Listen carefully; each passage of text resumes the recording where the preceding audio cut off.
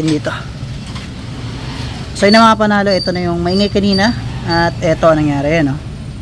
Kumakalog na yung cam bearing nya. So same sila ng tunog ng tensioner. So mas makalampag nga lang yun sa tensioner, ano? So ganun yung tunog ng cam bearing pag may problema. Ang masaklap dito, ayan, sumama lahat, pati itong sige lang. Sumama pati, sige lang. Sumama pati itong tawag dito, cams, sira din yung cams. Sige, hindi man masisira yung radiator na yan eh. So ito na nga pala ipapalit natin mga bossing.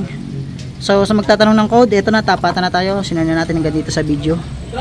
Ayan, so code nya is B5BE21700. Okay, so yun yung code nya mga bossing. Legit yan, Yamaha Vietnam. Ayan na. So yun lang yung problema ng motor ni boss, tapos diretso PMS na din. At ito pa, mayroon pang additional gastos. At yan, cable nya, may tama na din.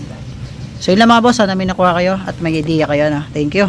So update natin boss yung ating ginawa kanina. Yung pinalta natin ng cams at saka tensioner. So ito na yung mga panalo. Pakinggan natin. Okay, tahimik na pati bulsa, 25,356. Ito yung problema. Kaya maingay yan Nasira yung kanyang cam bearing. So dahil nakalog yung cam bearing, napersa yung intake na lube ng cams. Ayan, bingot. Pati bulsa bingot. Syempre sinabay na natin to, budol yan sa atin At syempre pinalitan natin ng throttle cable at saka bagong air filter. Diretso PMS na rin. At humabol pa, may brake pad pa yan mga boss. Palit din. Ayan, okay na, tapos na siya mga bossing.